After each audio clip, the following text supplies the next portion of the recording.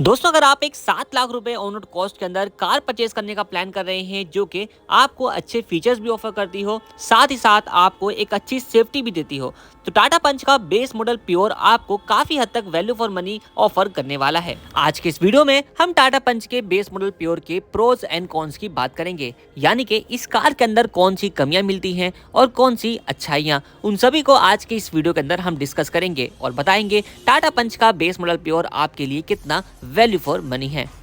तो चलिए शुरुआत करते हैं इस वीडियो की इस कार के कुछ अच्छाइयों के साथ। तो दोस्तों जनरली आपने बहुत सारी कार्स के बेस मॉडल जरूर से देखे होंगे और ज्यादातर गाड़ियों के जो टर्न इंडिकेटर्स होते हैं वो फेंडर पर दिए जाते हैं बेस मॉडल के अंदर, लेकिन पंच के अंदर अगर आप जाते हैं तो इसके आउटसाइड रियर व्यू मिरर पर आपको टर्न इंडिकेटर दिया जाता है। सिर्फ यही नहीं दोस्तों, इस प्राइस रेंज के अंदर आने वाली कई सारी कार्स के अंदर आपको 14 इंच के प्रोफाइल के साथ जो स्टील लिम्स हैं वो दिए जाते हैं, लेकिन पंच के अंदर आपको 15 इंच का जो टायर सेक्शन है वो मिलता है। बूट में मिलने वाले फीचर्स भी आपको बिल्कुल ही टॉप मॉडल जैसे देखने को मिल जाते हैं। बेस मॉडल से ही पंच के अंदर आपको रियर पार्शल ट्रे और बूट ओपन करने के लिए आपको इलेक्ट्रोमैग्नेटिक बटन मिलता है। अगर आप इसके कंपैरिजन नेक्सॉन से भी कर लेते हैं तो वहां पर बूट एक्सेस करने के लिए आपको डैशबोर्ड के ऊपर एक बटन दिया जाता है, वहां पर जाकर के आप बूट ओपन कर सकते हैं। लेकिन पंच के अंदर सबसे अच्छी चीज ये है कि इसके बूट को आप रियर से ही इलेक्ट्रोमैग्नेटिकली ओपन कर सकते हैं। लुक्स के मामले में भी ये कार बहुत ही बेहतरीन है और इसको इसीलिए मिनी हैरियर भी कहा जाता है।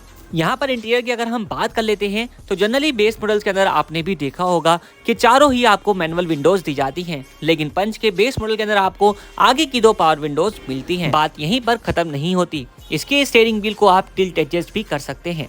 और तो और जनरली बेस मॉडल्स के अंदर आपको जो इनसाइड डोर हैंडल है वो ब्लैक कलर का दिया जाता है, कोई फिनिशिंग नहीं होती। सेम आपको एसी वेंट्स के ऊपर भी देखने को मिलता है, लेकिन पंच के बेस मॉडल प्योर के अंदर आपको चाहे वो इनसाइड डोर हैंडल हो या फिर एसी वेंट या फिर गियर नॉब का सराउंड, सभी जगहों पे आपको पियानो ब्लैक का ट्रीटमेंट देखने को मिलता है, जो कि कहीं ना कहीं आपको एक प्रीमियम फील बेस मॉडल से ही दिलाता है। इस कार के दरवाजे 90 डिग्री तक ओपन हो जाते हैं, जिसकी वजह से अगर आपके घर में कोई भी बड़े बुजुर्ग हैं तो उनको गाड़ी के अंदर आने और जाने में काफी ज्यादा कन्वीनियंट मिलता है। पंच की सीट्स भी काफी कमांडिंग है, हालांकि बेस मॉडल के अंदर आपको हाइट एडजस्टमेंट का जो फीचर है वो नहीं दिया जाता, बट सीट की पोजीशन आपको काफी कंफर्टेबल मिल जाती है। कुशनिंग भी काफी परफेक्ट है, लॉन्ग ड्राइव वगैरह पे आप इसको इजीली इस्तेमाल कर सकते हैं। और इसके हेडरेस्ट भी यानी कि ड्राइवर और को ड्राइवर साइड दोनों ही आपको एडजस्टेबल मिल जाते हैं, जो कि काफी ज्यादा कन्वीनियंट होते हैं। दोस्तों बेस मॉडल के अंदर मिलने वाले एसी कंट्रोल बटन्स भी आपको काफी अच्छे तरीके के मिल जाते हैं। अच्छे तरीके से मेरा मतलब ये है कि जैसे कि अगर आप टॉप मॉडल क्रिएटिव लेते हैं तो वहां पे आपको automatic type climate control offer किया जाता है,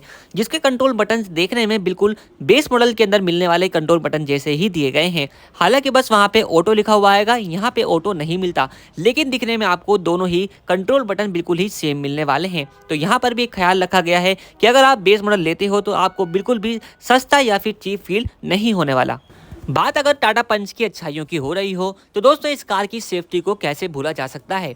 टाटा पंच की सेफ्टी किसको नहीं मालूम। अगर आप इस बजट के अंदर एक सेफर कार परचेज करने का प्लान कर रहे हैं तो टाटा पंच से ज्यादा सेफ्टी आपको दूसरी कोई कार ऑफर नहीं करती। इसके अंदर मिलने वाले बेसिक सेफ्टी फीचर्स भी आपको भरपूर दिए गए हैं, जिसमें आपको dual air bag, ABS EBD, reverse parking sensor, brake sway control और जितने भी बेसिक रिक्वायरमेंट वाले फीचर्स होते हैं वो सारे कुछ आपको पंच के बेस मॉडल के अंदर आपको मिल जाते हैं। ग्राउंड क्लियरेंस में भी आपको कहीं पर भी निराशा हाथ नहीं लगने वाली। 187 mm की ग्राउंड क्लियरेंस आपको मिलती है, जो कि इस कार को उबड़ खाबड़ रास्तों में चलाने के लिए काफी ज्यादा मददगार साबित होती है।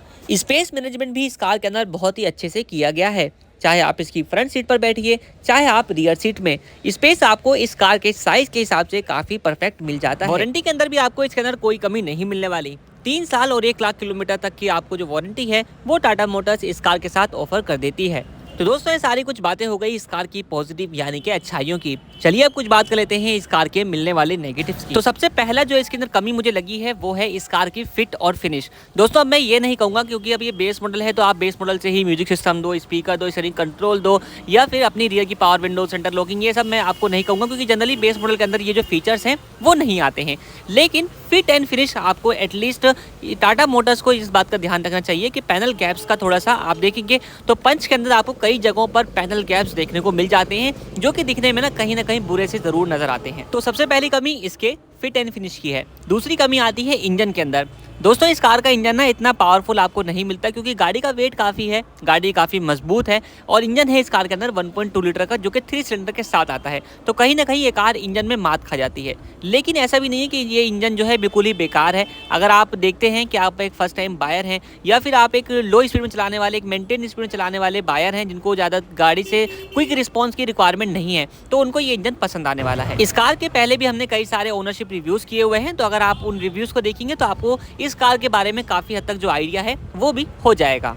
इस कार के अंदर मिलने वाली इनिशियल माइलेज भी बहुत कम है। जहाँ तक कि मैंने रिव्यूज़ लिए हैं, लोगों से सुना है, तो उनके जो रिव्यूज़ आते हैं वो ये हैं कि इनिशियल जो माइलेज है, यानी कि आप पहले 1000 किलोमीटर के अंदर इस कार से सिटी में चलाते हो, दिल्ली जैसे शहर में चलाते हो, तो 9 से 10 का माइलेज ही निकाल पाओगे। बहुत ही खुशकिस्मत लोग 12 तक जाते हैं, बट 9-10 का माइलेज जो है इसका एवरेज आता है इनिशियली। एक कमी इसके हॉर्न के अंदर भी लगी मुझे, कि हॉर्न जो है ना इसका बहुत ज़्यादा आप कहो तो लोगों की शिकायत रहती है कि हॉर्न के अंदर बिल्कुल भी आवाज़ नहीं है। स्कूटी वाला जो हॉर्न है वो दिया हुआ है, तो उसको तो अपग्रेड जो है वो आप करवा सकते हो आफ्टर मार्केट भी।